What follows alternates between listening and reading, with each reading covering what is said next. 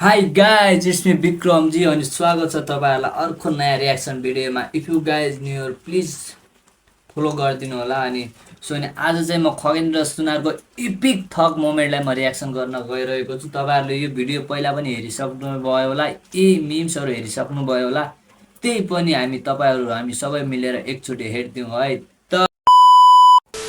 Stalin शाहलाई केपीसँग भिडाएर फेरि पराजित गराएर फेरि सांगीतिक यात्रा मतलब कि यो र्यापै गाउने पेसामा फेरि फर्किन्छन् बालन शाह भनेर भन्नुभएको छ एमालेका नेताहरूले। के सांगीतिक यात्रातिर फर्किने लयमा होइन? हामीले चुनाव हार्यौं भने त हामी र्याप गाउन फर्क्यौँला, हामी बजारमा फेरि पनि हिरो भएर आउँला, कलाकार भएर आउँला। तर उहाँहरूले चुनाव हार्नु भयो भने त फेरि दिल्ली बजार कारागार हो उहाँहरू त जाने।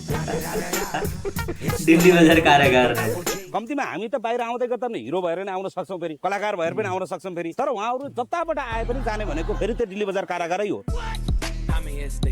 अहिलेबाट उहाँहरूलाई बरु सुन्दारा कारागार सजिलो हुन्छ कि दिल्ली बजार कारागार हुन्छ कि वा नक्कु कारागारमा अस्ति रवि लामिछानेजी बसेको ठाउँमा सजिलो हुन्छ भने अहिलेबाट अग्रिम बुक गर्नुभयो भने तपाईँहरूलाई भोलि सहज हुन सक्ला। भोलि यस्तो पनि परिस्थिति आउन सक्छ कारागारभित्र नअटेर छुट्टै पाल्ना गरेर पनि राख्नुपर्ने हुन सक्छ।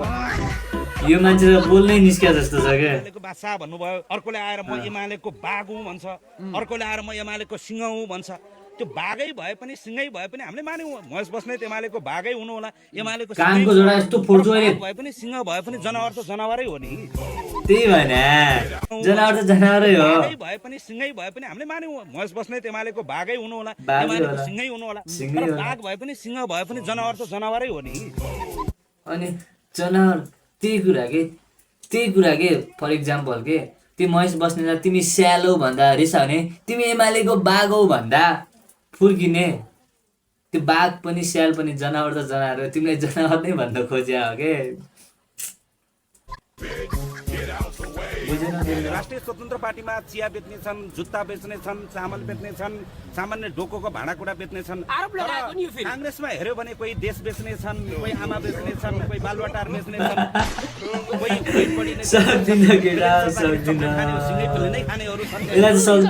नेपालको प्रधानमन्त्री भारत जाने बेला उताबाट 2टा छाउरो पठाउन तयारी गरिरहेको छ। अब यो भन्दै जाँदाखेरि ओहो प्रधानमन्त्रीलाई कुकुर दिएर प्रधानमन्त्रीको अपमान भयो भन्ने लाग्ला। प्रधानमन्त्रीको अपमान होइन, कुकुरको अपमान भयो क्या। पानमा गायब भयो भनेर चाहिँ जसरी भनिएको छ, अब यो पानमा यसको साइज बढाउँदा बढ्ने हो, घटाउँदा घट्ने हो। 4 सिटले 5 सिटले प्रधानमन्त्री खोज्न थालियो भने त हुँदैन। 4-5 सिटमा फिल्म त चल्दैन भने सरकार कसरी चल्छ? अब 4 जना मात्रै फिल्म हलमा जानु भने फिल्म चल्छ त? चल्दैन। 5 जना मात्रै जानुभयो भने माइक्रो त हिँड्दैन भने सरकार हिँड्दैन। रुक जा बेटे रुक जा, यस्तो नपिल न यार अर्कैलाई माछा अति भने। तर जति बेला पनि केटाकेटी जस्तो हलभित्र छिर्न पाएको छैन। प्रधानमन्त्री चाहियो, प्रधानमन्त्री चाहियो, पहिले खेल्न आएको जस्तो। अरू माननीयले गाडी ड्राइभर राख्छन्, ट्याटा टुटु देखिन्छ, हजुर आफै गाडी चलाएर हिँड्नु भएको छ। देश चलाउन हिँडे मान्छे गाडी चलाउनु त आफै चलाउनु पर्यो होइन? सक्छ भनेको तपाईँ त सुनकै काम गर्ने। तपाईँ खानीमा नुनको सुनारसँग सुनको के कुरा गर्नुहुन्छ यार? प्रधानमन्त्री यो पत्रकार पनि कस्तो भएको, सुनारलाई कति छ सुन भनेर सोध्ने हो भनेको यार। के गर्नु भेट्न पाउनु भएको छैन, के हो? काममा भेट्ने हो। देशको प्रधानमन्त्रीलाई अब चिया खाने बेला भेटौँ भन्ने, भात खाने बेला भेटौँ भन्ने, साँझ पऱ्यो भेटौँ भन्ने, बिहानै भयो भेटौँ भन्ने। प्रतिपक्षहरूले यो बजेट राम्रो आएन भनिरहेको छ। त्यही मैले भने अब त्यो रसो दीर्घ मात्रै हेरेर राम्रो नराम्रो भन्न थालियो भने त एउटा कुरा भयो। त्यसैले गर्दा संसारकै उत्कृष्ट अर्थमन्त्री मध्ये, उत्कृष्ट अर्थविज्ञ मध्ये एकजना अर्थविज्ञले नेतृत्व गरेको यो बजेट, यो बुद्धको भाषा बुद्धले बुझ्छन्, बुद्धको भाषा बुद्धले बुझ्छ, सर्पको खुट्टा सर्पले देख्छ। त्यसैले अर्थको कुरा लजिक हुनु परेन भने अर्थ नर्थको मान्छेले बुझ्दैन।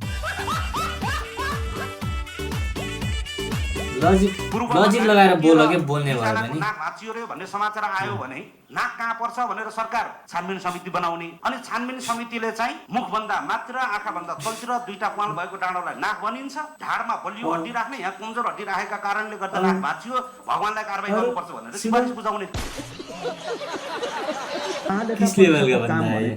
सम्बन्धित कार्यालयले गरेको बदमासीलाई कानुनी प्रक्रियाबाट चट्ट मिलाएर लेपल लगाइदिने भन्दा अर्को काम देखिया छैन तपाईँ। हात मिलाउने, कागज मिलाउने, आँखा मिलाउने, भाका मिलाउने भन्दा अरू काम भएको छैन। हात मिलाउने, कागज मिलाउने, आँखा मिलाउने, भाका मिलाउने बोल्नलाई जन्मिया हो क्या। बाटो नबनाउनेलाई पाता बाँध्ने हो कि भाटा हान्ने हो कि के हान्ने हो, मेरो यसमा पनि स्पष्ट छ कुरा। अस्तिसम्म ट्वाक्क हान्ने भन्ने एउटा भाइरल भइरहेको थियो। हान्नुपर्ने कुरा हान्नुपर्छ। अस्ति मेरो एउटा आयो त्यहाँ खगेन्द्र सुनारले मास्टरलाई भाटा हान्छु भन्यो भने विद्यार्थीलाई जातीय विभेद गर्ने मास्टरबाट, मास्टरले विद्यार्थीलाई जातीय विभेद गर्ने, दलितको पुतला जलाउने, दलितलाई कालो पसो लाउने, दलितलाई देश निकाला गर्ने, कसको राज्य? कसको राज्य? कसको राज्य? सक्दैन के यार, त्यो सक्दैन। जाने जेलै हो भनिरहनु भएको छ त। फेरि ठाङकोट कटाउने, ठाङकोट पहिलाको पालामा भन्थ्यो ठाङकोट कटाउने भन्थ्यो त। फेरि अहिले हामी त आयौँ भने, हामी आउन पाएनौँ भने चाहिँ हामी थानकोट काटेर जान पाउँछौँ। तर उहाँहरू आउन पाउनु भएन, उहाँले थानकोट काट्नु भने उहाँले घरको दैलो काट्न पाउनु हुँदैन। के हो, घरबाटै थुतेर हानिदिने हो के हो खगेन्द्र डन? तपाईँले भन्नुभयो उताको सभापति यता आएर केन्द्रीय सदस्य मात्रै हुनुभयो भनेर भन्नुभयो। नेपालको 100 रुपियाँ अमेरिका लग्यो भने कति रुपियाँ हुन्छ? भोटकललाई उज्यालो घामलाई दिनुहोस्, देश लुटेर खाने जिम्मा घामलाई दिनुहोस्। भोटकललाई हरियो रुखमा दिनुहोस्, रुखमा भोट माग्न आयो मुखमा दिनुहोस्, रुखमा भोट माग्न आयो मुखमा दिनुहोस्। आउँदो निर्वाचनमा काङ्ग्रेस मुख लिएर आउँछ कि रुख लिएर आउँछ भन्ने म पनि अनुमान परिरहेको छु। पनि कैसे लोग रहते हैं यार यहाँ पर। कांग्रेस एमाले माओवादीका कार्यकर्ताहरूलाई मान्छे बन्ने अवसर छ, छुट छ, मान्छे बन्न पाइन्छ। कांग्रेस पछाडि बन्नु होला, एमाले पछि बन्नु होला, माओवादी पछि बन्नु होला, पहिला मान्छे बन्नुस्। तपाईहरुलाई मान्छे बन्ने छुट छ, तपाईहरुलाई मान्छे बन्ने एउटा अवसर छ। दुईटा खुट्टा टेक्दैमा, दुईटा खुट्टा टेकेकै भरमा चाहिँ ढाकटोपी लागेकै भरमा मान्छे बन्न मिल्दैन। कुखुराको भालेले पनि दुईटा खुट्टा टेकेको हुन्छ। कुन लेभलका लजिक है भाइ? कुन लेभलका लजिक है ये? पता नहीं यार। ऐसे राष्ट्रिय स्वतन्त्र पार्टी अंडा फुटे जसरी फुट्छ, न भुइँमा हुन्छ न भागमा हुन्छ भनेका छन्। ठीक भन्यौ साथी, राष्ट्रिय स्वतन्त्र पार्टी अंडा फुटे जसरी फुट्छ, तर माउले कोरले पछिको अंडा जस्तो अंडा फुट्छ। चल्ला निस्किन्छ, हल्ला निस्किँदैन राष्ट्रिय स्वतन्त्र पार्टी। अंडा फुटे कुन लेभलका है के? माउले कोरले पछिको अंडा जस्तो अंडा फुट्छ। चल्ला निस्किन्छ, हल्ला निस्किँदैन राष्ट्रिय स्वतन्त्र पार्टी। कुन लेभलका बन्दा है ये? डाक्टर सोनिम अग्नेमाथि गरिएको टीका टिप्पणी र जसरी लालछना लगाइएको छ, नाक कहाँ पर्छ भनेर छानबिन समिति बनाउन जरुरी छैन, नाक यही पर्छ भन्ने कुरा सबैलाई जानकारी होस्। ऋण लिएर जाँड खायो भने त्यो गलतै भयो। हामी ऋण लिएर जनतालाई घिउ खुवाउँछौँ भन्ने नराम्रो के भयो? डाक्टर सोनिम अग्नेलाई अहिले यतिसम्म के यसो हेर्नुहुन्छ उहाँहरू, यो पानीको नि चाहिँ रस्सो हुनुपर्ने दीर्घ भयो, दीर्घ हुनुपर्ने रस्सो भयो भनेर यसको शुद्धा शुद्धि मिलेन भनेर नि खोजिरहनु भयो। नेपाली भाषा परीक्षा दिन आएको होइन। क्या बोलूं बाबा? देखिएको छ भने राष्ट्रपाललाई क्या बोलूं मैं, क्या बोलूं इसमें, क्या बोलूं भाई? ख्याति पार्ने काम भयो। ऐसे लेभल का बन्दा है यार वो। पूर्व अर्थमन्त्रीले के भन्नुभयो, यो त ऋण लिएर घिउ खाएको जस्तो भयो नि भनेर भन्नुभयो। ऋण लिएर देशै खानु भन्दा ऋण लिएर घिउै खाए त के नराम्रो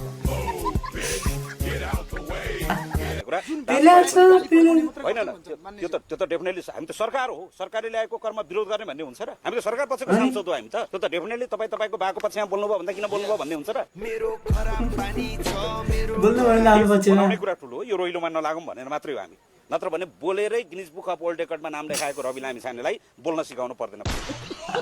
2015 सालको नेपाली कांग्रेसले पहिलो बुदामा के लेख्यो आफ्नो घोषणा पत्रमा?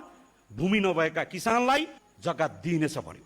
51 को मध्यावधिमा भन्यो, 56 को निर्वाचनमा भन्यो, 64 मा इतिहास पल्टाएर हेर केटा दिराज बुढोले मा भन्यो, अस्तिको निर्वाचनमा भन्यो। अब केले रोक्यो? देखाउने खसी, खुवाउने फर्सी, त्यही पनि पर्सी भने जस्तो। अर्थमन्त्री निदाउनु भएछ। हजुर सक्दै सक्दैन निदाउनु भएछ, झन् गजबले सुन्नुपर्ने निता कार्यक्रम हैन, ध्यान दिएर सुन्नु भएको होला नि त। त्यसलाई निदाएको पनि भन्दैन। गौतम बुद्ध सबै ठाउँमा आँखा चिम्लेर बस्नु भएको छ। गौतम बुद्धले आँखा चिम्लेर त गौतम बुद्ध सिरानी हाले सुत्यो त। ओ भाइ कहाँदेखि आउँछ यसो? ए बुढोलाई त होइन, कहाँ के बोल्नु पर्छ भनेर फ्याट्ट दिमागमा हुन्छ नि। हामीलाई त यस्तो हुन्छ नि जस्तै। सो साथीहरू, आजलाई यति नै। कस्तो लाग्यो यो खगेन्द्र सुनारको स्याभेज रिप्लेहरू? यसो कमेन्ट डाउन बिलो। अनि यस्तो इन्जोय लेभलको छैन होइन। प्याच पेल्या छ होइन, आदि मात्र भयो। नभए मैले 4 मिनट जति अझै बाँकी थियो। सो द्याट्स इट साथीहरू, यति नै। सो अब अर्को भिडियोमा भेट्नुपर्छ। By by.